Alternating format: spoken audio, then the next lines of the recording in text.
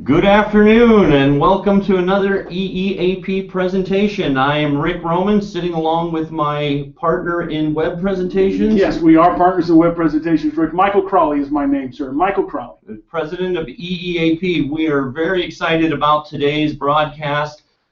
We have a really good topic here. In fact, we'll go ahead and switch to the presentation. We are talking about the top 20 Cal OSHA violations and how to avoid them. These are the top 20 issues that were cited in 2014. So if we'll go ahead and go to the next slide there, Michael, we'll take a look. So basically, in the year 2014, fiscal 2014, which was from September of 2013 up until October of 2014, Cal OSHA conducted 5,016 inspections, which led to 16,608 citations. So those are separate violations, many of which may have been multiple to individual companies. Yeah. For a total of $22,116,050, Michael. That is a lot of money in penalties, Rick. Some might suggest that this is just another way the great state of California is taxing us. But the reality of it is this money basically goes into the general budget, and that's what it's used for. So California really is throwing a smackdown, and we want to make sure that we can avoid and not be part of this. This is what we're putting the webinar today together for, Rick. Exactly. So the more you can be aware of these issues and how you can avoid them, the more money you'll be able to save. Keep in mind as we look at these, you might tend to want to average out the number to say that that's what the citations are for, but in some cases they may be lower dollars for one individual, and if someone was injured, they may be higher for another. So that really is the case. Sometimes there's an accident involved and the citation is $10,000, $15,000, $20,000, and sometimes there's no accident involved. And then the other factors are how many employees do you have, the exposure, was an employee in serious danger, or was it a machine just in the corner of your shop that nobody uses? So. All right, well, Michael, let's go ahead and start with the countdown. Top 20, Rick. We're starting out with number 20. Here we go. Number 20, okay, table saws and manual feed.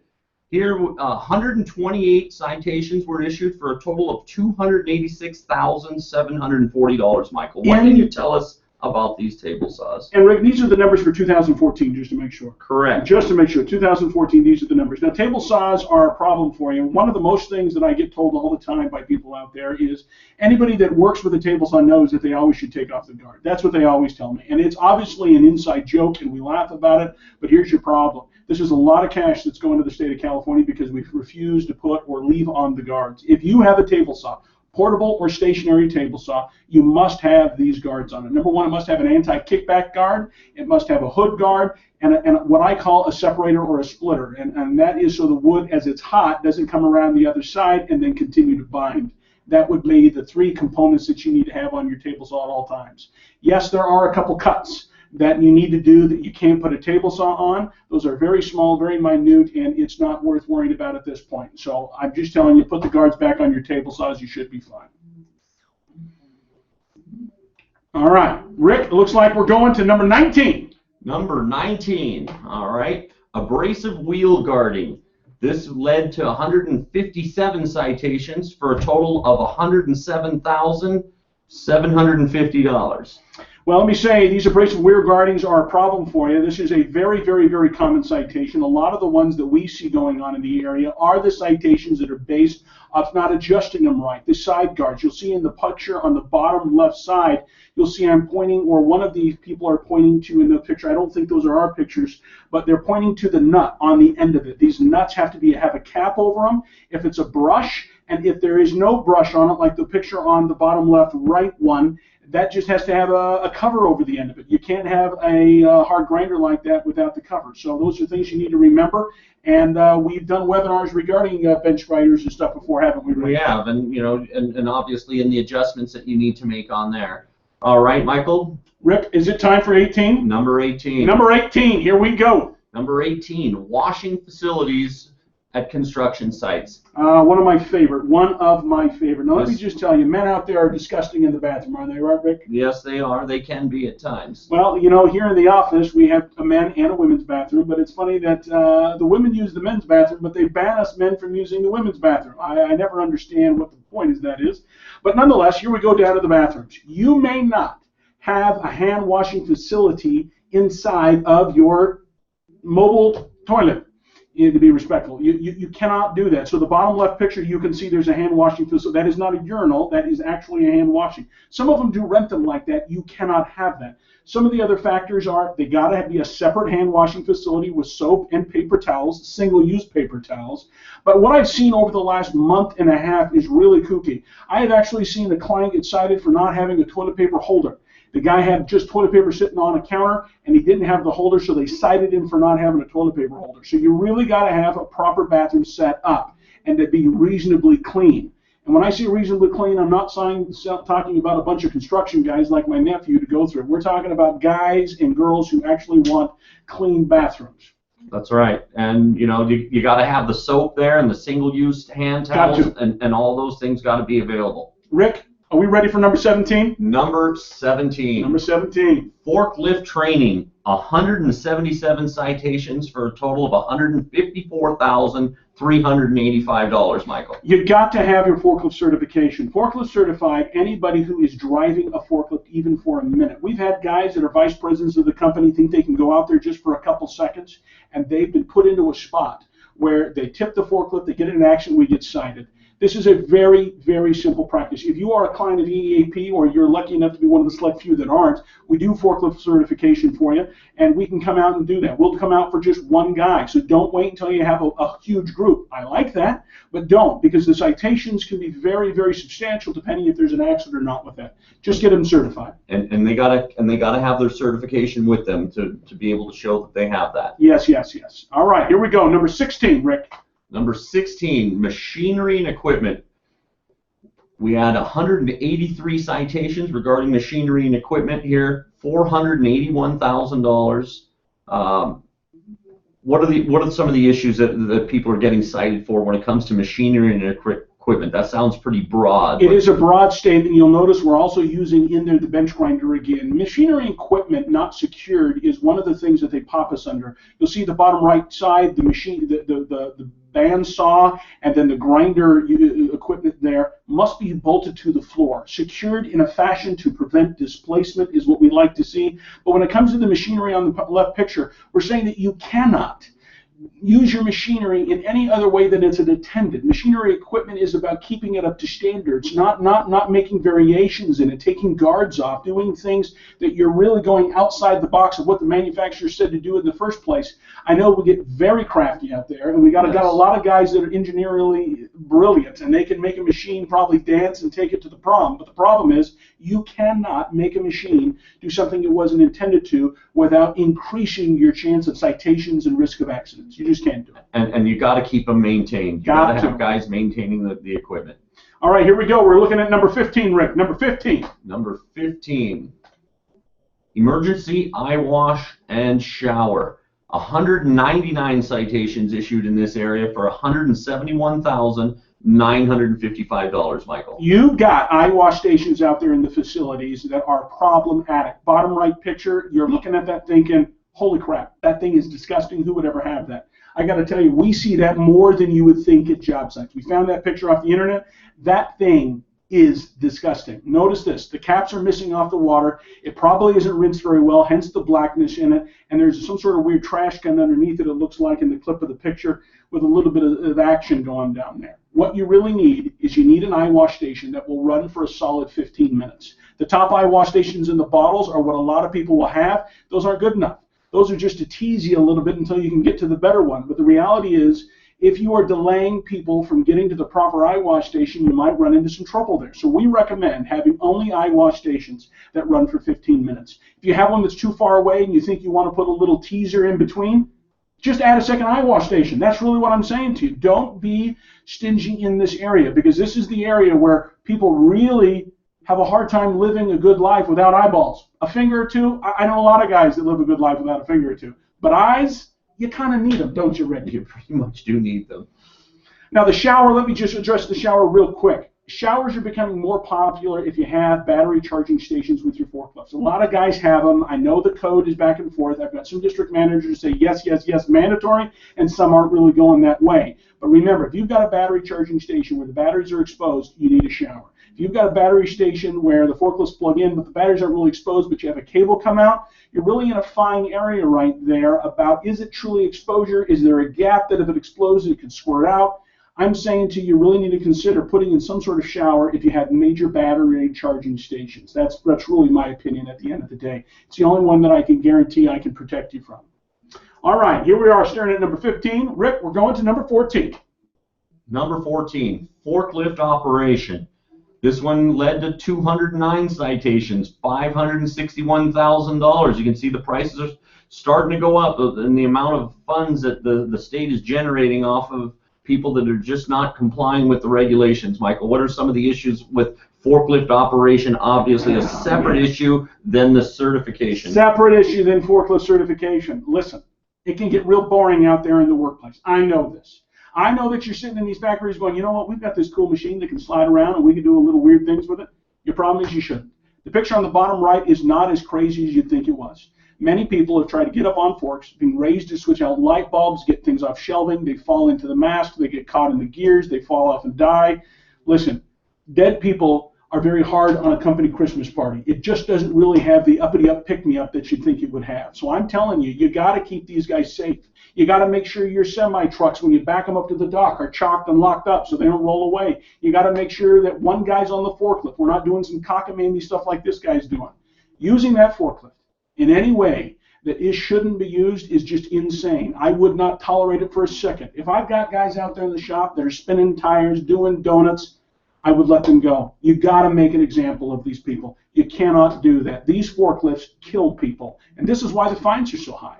And we deal with these things all the time, and so you just got to make sure that if you're in management or you're an employee out there and you see your guys doing this, you got to tell them, guys, one time somebody's going to die, and it's going to be not just a mood killer.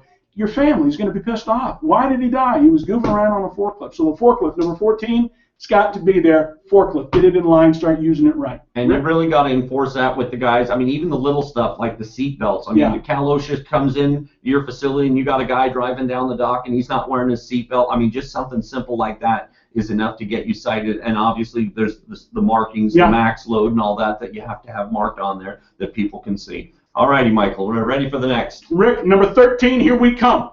Number 13, Field Sanitation. Now, this one pertains to the agricultural industry. Yes. Michael, go ahead and tell us about Field Sanitation. 209 citations, $152,000. You are out there in the field, and your problems really when it comes to field sanitation are, once we talk about the toilets again, the separate hand washing station, the paper towels and stuff in the trash can to put it in. But this really gets into the water. You got to have clean, pure water. What is it? Portable? Potable. Potable. My gosh, potable water. This water's got to be clean, so if you look at it, you don't go, man, there's a little bit of funky, floaty things going on inside. That's what it cannot be. The water's got to be suitably cool. Yes, it does. I'm not even sure what that means, to be very honest with you, but if it gets in your mouth and you want to spit it out, it probably isn't suitably cool. So what you want to do is get some water with some ice in it and keep it cool. That's really what I'm saying, and it's got to be within a reasonable amount of time to you. And you got to provide the single-use cup. Got to. You can't have a guy bringing in his tin cup that he's leaving there in the field with the dust and everything blown in there, or trying to put his lips up to the bottom of the igloo or whatever crazy guys will do. You got to have the single-use cups. Now, a lot of times in the past, when the heat illness code came out, we would try to say, well, if you provide them water bottles. The problems we've said that in the past we've seen is that these guys forget their water bottles, and when they do, they've got some sort of weird cockamamie replacement they're dealing with. You got to go single-use paper cups and just be done with it. Expend it, get it in place, because the citations, as you can see, Rick, are just really devastating the agricultural culture. Yes. You really got to get that. $152,000, mostly because you didn't have your water cups or cool water. Insane. Really, absolutely crazy. Rick, number 12. Number 12. Workspace about electrical equipment. 236 citations, $46,190. What are we talking about here on Workspace about electrical equipment? You got to have an electrical panel clear. This is the obvious thing with this picture. It's got to be clear. You need a 3-foot clearance around all sides of your electrical panel.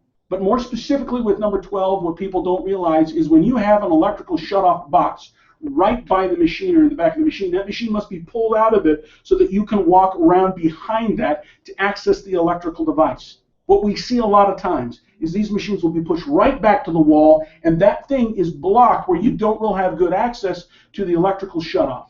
Bad move. You got to replace that, move the machine out. And I know that's tough depending on what business you have, because you might have a small shop, and that's going to be tough. But you really need to do that, because that's what you're really seeing, the $46,000 in California. And these fines are not necessarily huge, but they're small, and they're just really taking a dollar out of the businesses of California. This is really a sham, a crime. And keep in mind, these figures that we're giving you are actually updated as of recently as Yes. last week. Obviously, these citations are often contested, Yes, sir. and some of them the penalties may be negotiated, reduced, what have you. And so these are the current figures, or even issues that citations that may have been eliminated. These are current numbers as of literally 1 week ago today. And so, I mean, these are the things that Cal OSHA, and year to year, I doubt that it changes tremendously that much. These are the common things that they're finding all the time. All the time. Here we go, Rick. We're going to number 11. Number 11, the compressor air tank permit. Gotta love it. 279 citations, $60,000 for not having your permit. I got to tell you, a lot of your compressors are the most beautiful things I've seen in the world. I have very rarely come across a compressor that I've ever said, my gosh, this is a dangerous item, we need to get rid of this. To be very honest with you, it's because you don't have one of those two signs on it. You don't have the bright sign, this is caution, this machine starts and stops automatically, or you don't have a permit from Cal OSHA. A lot of people do not get the permit because they're afraid that if they call Cal OSHA out, they will fine them. I have never found that to be the case. I want to make that clear. They have a special department that comes out that does the compressor permits. These men and women I find to be very specific to their cause. They go in, they go out, and they get it done. We've been doing this almost 28 years now, and I'm telling you right now, we have never seen or heard a pattern where people, or at all, where people got cited for not getting your air compressor permit. Get the permit, please, so we don't have the problem. And put it on or near the tank itself. And if you're going to put it like we have it in the picture, hanging on the side of the tank, please laminate it of some sort so it's in some sort of casing that won't deteriorate. That would be great. The sign, caution, starts and stops automatically. EEAP does sell in the sticker store at a very low price, which I can't think off the top of my head. Rick, guess what time for? Number 10. Number 10. We are now to the top 10, folks. Portable ladders. 281 citations, $384,000, 173. These citations come in close for to $500,000. It really is getting ridiculous. Over ladders, Rick. You know how many ladders you can buy for $384,000, Rick? Listen, here's the ladder problem. Picture on the left, guys are using A-frame ladders in an extension ladder system. This is what we're being cited for. Guys on the top right, they have these ladders they're trying to use. It looks good. Everything's good in that picture. It looks like it's tied off in some way, but the broken rungs, damaged bracings, these are all problems. Use the ladders correctly, please. Rick, did we do a webinar on ladders? We did do a webinar. In fact, you'll notice several of the issues here, especially the ones coming up, are ones that we've done previous webinars on that you can go back on and get more information, because obviously we're not getting too deep into each one of them. My gosh, there's 20 of them. There's 20. We would be here all day long, and I know that safety is the most exciting part of your life, but we're trying to be somewhat respectful and get you back to your workday, but get you the information nice and quick. Am I right, Rick? That's right. Rick, you can refer to the other webinars for some of these topics to get more information. Rick, I think it's time for single digits. Number 9, people. Number 9. Number 9, portable fire extinguishers. Oh, we love this one. Yes. We see this. This is so common all the time when we go out and visit new companies. There's so many little things about the fire extinguishers that people just are not aware of. Why don't you go over those things, Michael, what they're getting cited for? Right now, your fire extinguishers in your facilities, I am more than confident that you have a guy coming out, or a girl, don't want to sound sexist, coming out to your facilities to certify these on an annual basis. They might miss one or two here and there, give or take, but generally you're up to code on this. That is really not what we're saying the majority of these fines are. The majority of these fines are because you don't have a fire extinguisher sign over them, they're not mounted to the wall, Or very simply, you see the green tag in the center of it. You see the one side where you see the dates and the months where people do the hole punch. If you flip your cards over, that's what you'll see on the back side, a date by date. There should be roughly 12 things there, and that's for somebody in your company to literally walk to the fire extinguisher, verify it is not blocked, it has a clearance, that there is a fire extinguisher sign above it, it is in the place you want it to be, and to put their little initials saying that it's adequately, and the green arrows in the green, and it's charged. That's what they're supposed to do on a monthly basis. The fire companies that recertify these things for you never tell you about this, and people get cited all the time. We are saving you thousands of dollars just on the basis of helping you understand that that really is the idea behind it. I mean, so when you think about it, the few seconds it takes every month to put your initials on Simple. it, you know, tallying up to $55,000 worth of revenue for the state because people are failing to do that that's an extraordinary number. If I was going to, when we do it in our company, I tell one person to be in charge of going around and doing it. I would not, if you have a big facility, let each department do it. And one reason for that is now you have to check with each department to see if they've done it. What I would do is have one person that once a month they go around and do this, and they know where it's at. It's easy to maintain. You're checking with one person, and it's locked and loaded, ready to go. Rick, with that being said, well, so let's go back here. We are ready for the grand number 8. Number 8. Emergency services, again, related to construction.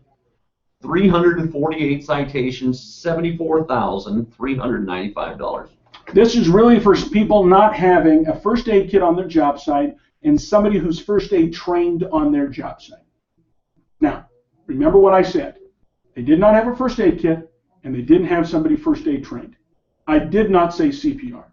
The code literally reads first aid trained. That is the code. I do recommend having somebody first aid in CPR. I think that is a great thing. You're already in the class. You might as well stay an extra 4 hours and just get the whole gamut. The CPR is very important. I think it gives you a better understanding of where this could go. And I really like the idea of the first aid CPR. But the code does say first aid, and I want to make that clear to you. You should have a couple people done, if not more people really done. I would really would like that. And also with the postings and what have you for, you know, the nearby medical services and what have you, so that Yes. you know where to get your folks to in the event of an emergency, and have key people that are able to make those calls and contact those emergency services. All right, Michael. We're here to number 7. Number 7. Here we go, Rick. Number 7. Hazardous communication. Here's another one. We did a webinar on this one last year, went really extensive into this. Some great information, and this stuff is all really starting to come into play now. 374 citations last year for $84,176. Your documentation when it comes to hazardous communication is key. People do not have the signs up. You're not collecting the MSDS sheets. You guys have no idea where they are. This is a problem. You really got to make sure your binder's up and you have somebody that is designated to just bring in and out the SDS sheets. The SDS sheets are here. The MSDS sheets are moving out as people are switching these over. So just remember, hazardous communication, the training is done by EEAP. We go in there, we do that for you. It literally is keeping that up to date for you. Now, Rick, if you don't mind going back to the slide, there is a poster that we have free of charge for you. It is on your company client center login. The hazardous communication label, there is one. It has a brother that talks a little bit more about the SDS sheets that I think you should print up and put in your facilities. That is free of charge if you're an EEAP client. Go on to your client center, call us in the office. You can download it for free, or we sell them laminated at $8.50. No. $5 or Yeah, 17.5 by 11. Yeah, big 17 by 11 you can laminate. And they come in English and Spanish, of course, so that everybody could do pretty good on it. And then, of course, you got labeling of, of bottles and what have you, having things out there that aren't properly labeled. Right. So those are all pertaining to the HAZCOM. As of June 1st this year, all of the new labeling requirements are now into effect. All of your manufacturers, you should be getting your products with the new GHS labels on there now. I would agree, Rick. I would agree. Rick, we are headed to number 6. Number 6, respiratory protection. We've got 386 violations there. $98,105, Michael. If you look at the SDS sheets, your SDS sheets, it'll tell you if you need to be using a respirator or not and what kind of facility you need to be using it in. So the first part is people aren't using the respirators at all, or when they are wearing respirators, they're using the picture of the dust mask. And that is not necessarily what it is when it talks about a respirator. It will tell you what you need and what filter you need in the SDS. One of the other things people get cited under this is they're getting cited because they're not storing the respirator in the right area. So really what you're finding is that people are not putting the respirator and shoving it inside of a bag and sealing it up and storing it. They just take it and put it on the counter, and the dust and particles get into it, and the next day they put it on their face. That is bad, bad news. And the other way people get nailed is that they're not doing the fit and smell tests. Go back to the slide here. Yeah, they're not doing the fit and smell test. So you can see in the picture bottom left side, we have the young lady there who is performing a fit and smell test. It is a series of putting a bag or tent over a person's head, shooting in the smells to see if it fits perfectly. There is a medical evaluation they have to fill out beforehand on this. Contact us in-house. We do the fit and smell test for you, and we can come out and get people locked and loaded in that area to make sure they're covered. All right. Here we are, Rick. We're getting to the top 5. Exciting times, Rick. Top 5. Exciting times. Okay. Failure to notify. Oh my gosh, this is a big one. A favorite of mine. This just happens time and again, and this is one that is very difficult to negotiate with Cal OSHA. And look at that number, Michael. $1,842,000 for 472 violations. Man, that's got to be sending some of our elected officials to Hawaii, don't you think, Rick? Sending them somewhere. Sending them somewhere.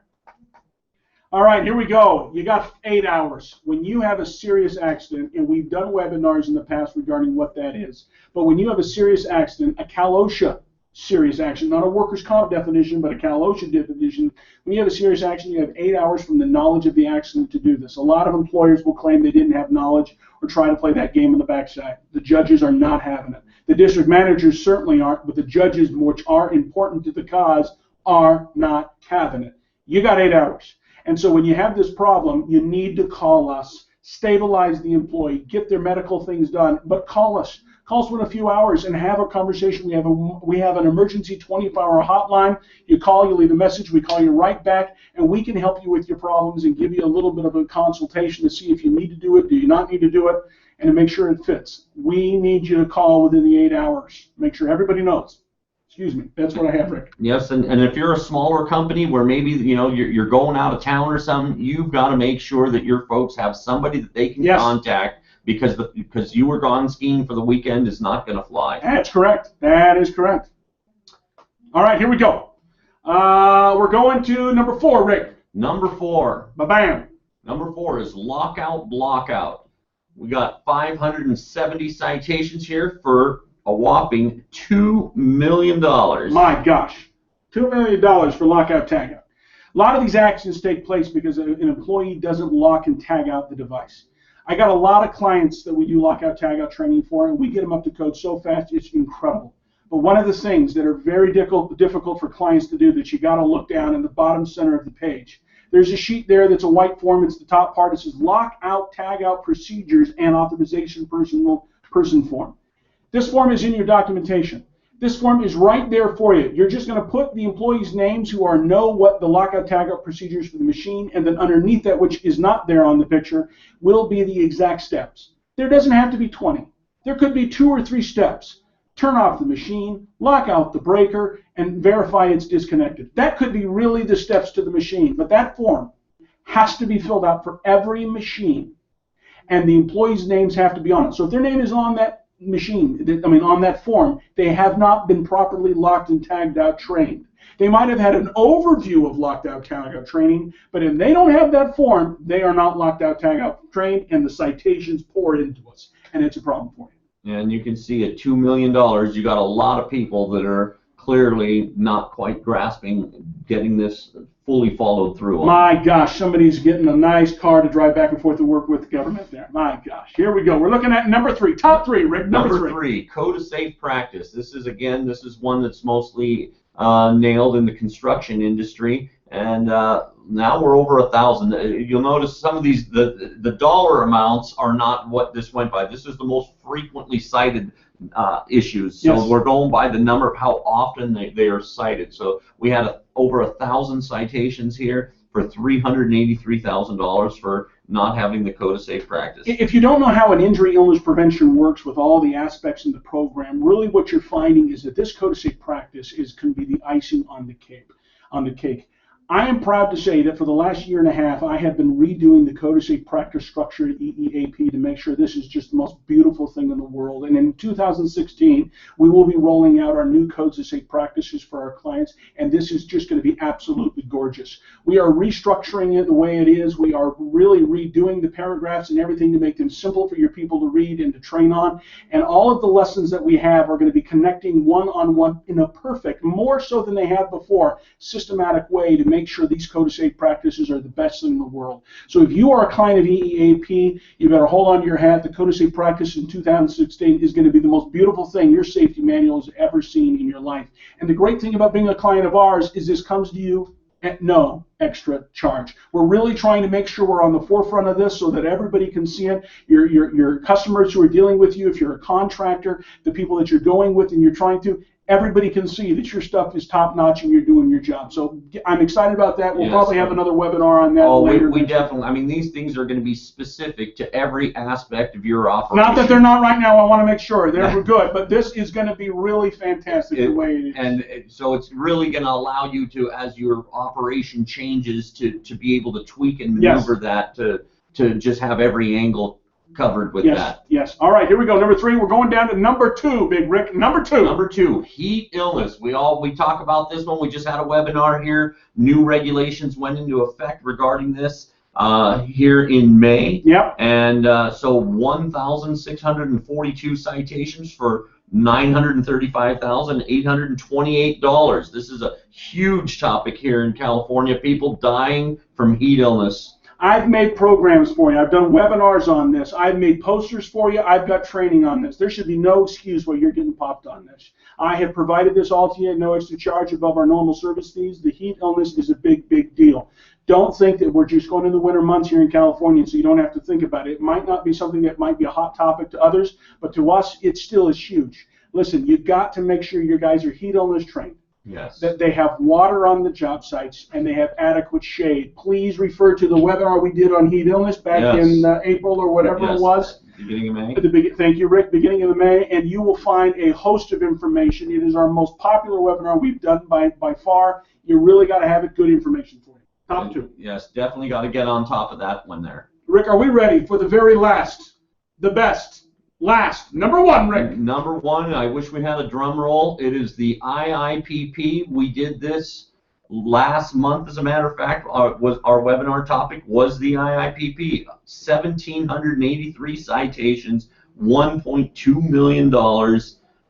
Magical. They're hitting these IIPPs out there. And how many of the EEAP IIPPs were cited, Rick? None. 0. So here's the logic in the state of California. We're still king cuts when it comes to building these for you guys. We build them specific. We make them customized to your business. We have a long interview process that we put you through over the phone, and then we send out our general manager, Sam Crawley, or one of our other representatives to go out there and finish the documentation end of it on site so we can really get it dialed in. Our process has never been stronger. It is really, really great.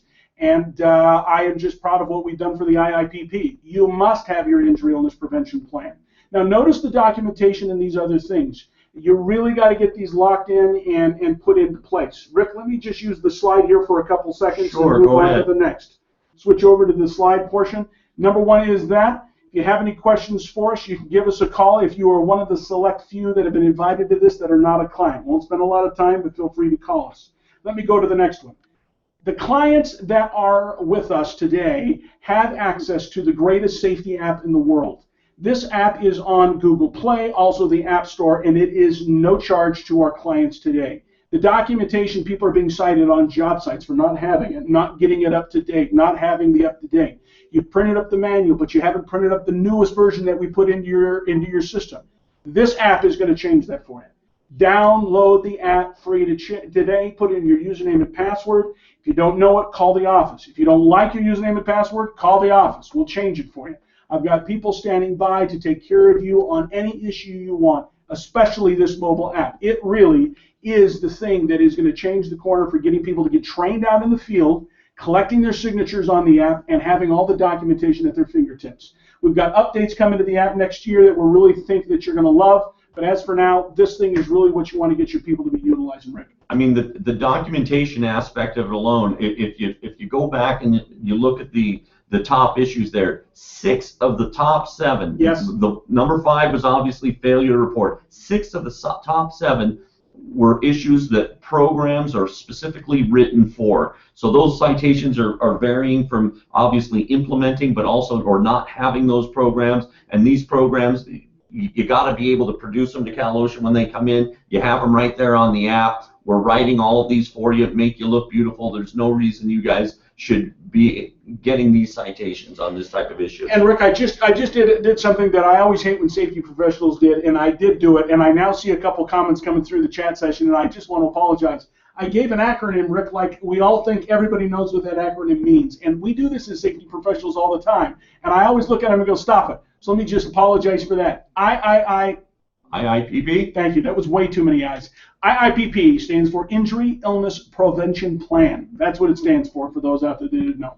And we did a webinar again on that last month. If you go onto your client center and look at the archive of the webinars or YouTube, you'll be able to find it and see what those are. Rick, do we have any questions for us? Yes, let's take a look here. Can your company provide me the training material for every month to fulfill OSHA's training requirement to employees? Yes, I can. If you're a client of EEAP, you go onto the Client Center, select the box that has to do with safety lessons. We can provide you with all the lessons that you need. Depending on what you do for work, we have them. We also have people in place that are capable of doing this, creating customized lessons for you at no additional cost. That all is there for you. It's part of your services with EEAP, and really at the end of the day, we're just here to make you happy and to take care of you. So yes to your question. If you're not a client of EEAP, give us a call. Ask for Therese the Great.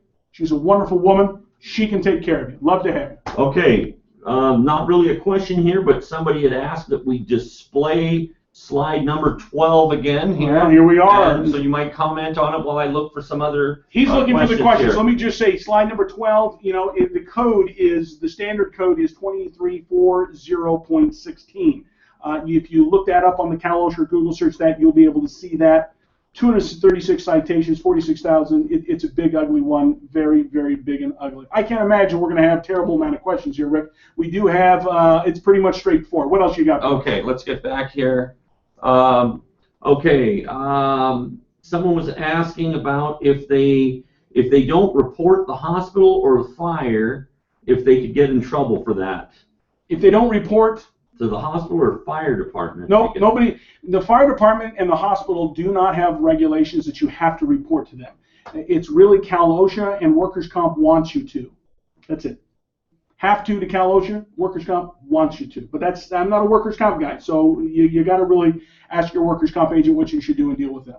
Okay, this question was already answered, but someone is asking about, maybe they entered late here, asking about forklift training and if EEAP provides that. I do provide forklift training. Give us a call. I can come out for one. If you're a client of ours, I don't even have a minimum. So if you have one guy, give us a call. We'd love to do that for you. Someone's asking about providing an outline of our program. I have an outline of our program. I would love to do that for you. Give us a call. We'd love to give you the outline of the program or really dial down what you're really looking for.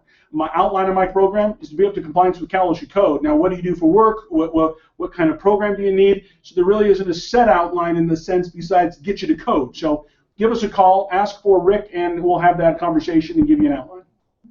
Okay. But while he's looking there, let me say that if your real question is you want to know what's in the IIPP or what an IIPP should be consisted of, it would be the webinar we did last month. And if you're a client of ours, you just go back to your client center and look up archive. It's there. If you're not, you can call Rick, and he might be generous enough to send you that last month's webinar. You're not a client, but we want to make you happy at the end of the day. Just give us a call. We'll send you that info. And someone was asking if there'll be a replay. Yes, if you register for the webinar, you'll get a link emailed to you of the replay here, probably within a few hours after the webinar. These replays are great to put the kids to sleep, to show your wife and family when you get home, or your husband, to show them the greatness of your safety team. I tried showing them to my family once, and they were really bored in minutes. So we try to make these excited, but it is a safety webinar. What the heck?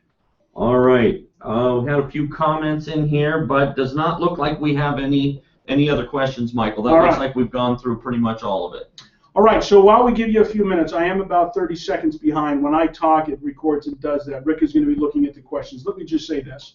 We enjoy being your safety provider. We really enjoy that. If you need anything, if you want anything, if you need anything a little differently, if you have any complaints, if you have any positive comments, you can email us, call us, ask us. We are here at your mercy to make sure we get you what you need. We are creating lessons on a monthly basis to add into the client centers. We send emails out regarding this. We really enjoy what we do, and we take a lot of pride in it. Our trainers, our inspectors, they all really love what they do. We go out on a monthly basis, make sure you're happy as a clam and taken care of. Accidents are what we're looking to avoid, and if you need anything, let us know. Rick, you have another question? Yeah, I got a couple here. Someone's asking here how much it costs to join EEAP. Well, you give us a call. We'll love to give you that. But you'll be honest, there is a startup fee to help you with your documentation to get you started. And then after that, there's just a low monthly fee. And that really depends on what services you need. Most of the monthly fees are just a couple to a few $100 a month, but they can be lower depending on how often we need to come out. So I'm not sure this is the place to throw out the exact price point plan, but you'll be surprised that what we're offering is so low when it comes to fees that it's not worthy not to do business with us. So give us a call. Ask for Therese. She'd love to give you all the info so you're taken care of. Is there ever a case where Cal OSHA defaults to OSHA code? No. Cal OSHA has a code for everything. There really isn't a time where they say we don't have anything, we're going to go to the OSHA code. Now they might have a time where they mimic the Fed OSHA code, but that's different. They can take that code and bring it in. There's really never a time that you're going to do that. That's why that when people go get OSHA certified, they're not Cal OSHA certified, or they really don't get Cal OSHA training at all. They come back with a lot of things that they're pretty close to what the code should be, but they're not like 100%, and so that's pretty problematic for people sometimes. Do you provide services for veterinary office? I do. I've had veterinary offices in the past. I believe I have some now. Everybody loves to help an injured animal. We do veterinary offices, yes.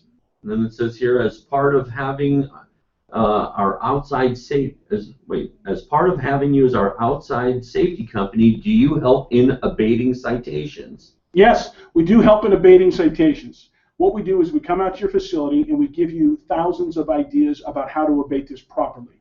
A lot of times the OSHA inspector is saying, we want it done like this. And the reality is that there could be variations of what could make them happy. And so we can play that middleman to make a suggestion and get approval from the inspector or the district manager and kind of help get that washed out. But to be very honest with you, if you have an abatement issue and you have questions, my team would love to come out and go over that with you and be devil's advocate and just kind of get that dialed in. Not a problem. And one last question here, and they're asking, is there a minimum number of eye wash stations that you need to have in a manufacturing facility?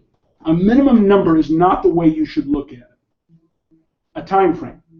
Roughly about 10-15 seconds.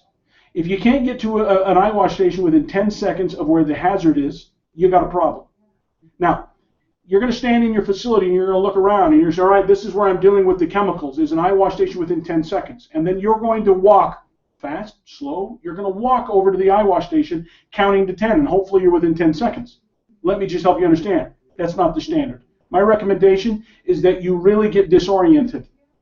Smack yourself in the face, really. I don't know what you're doing. I'm kidding, of course, but you've got to really picture somebody that's disoriented. They've got something in their eye. They're injured. Can they get there within 10 seconds? And that is a shorter distance than you would think. So don't look at it as square footage. Look at it as, where are the problems, and do I have things that are reasonably close where you'd want to? If you're the owner of the company, put one as close as you'd want it to be. That really is the standard. For me, I'd want that thing pretty close if I'm dealing with some sort of corrosive or acid. Get that thing close. Don't make me walk through aisles and aisles of stuff over bean bags and weird objects so I can get to it. Don't do that to me. Get this thing close. That would be the answer to the question.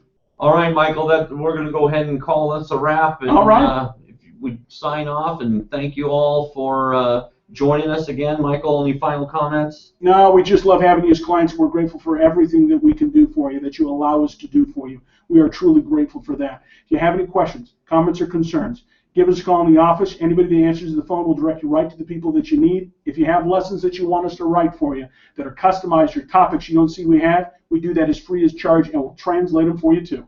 Thank you for your time, and we will see you next month. Thank you very much.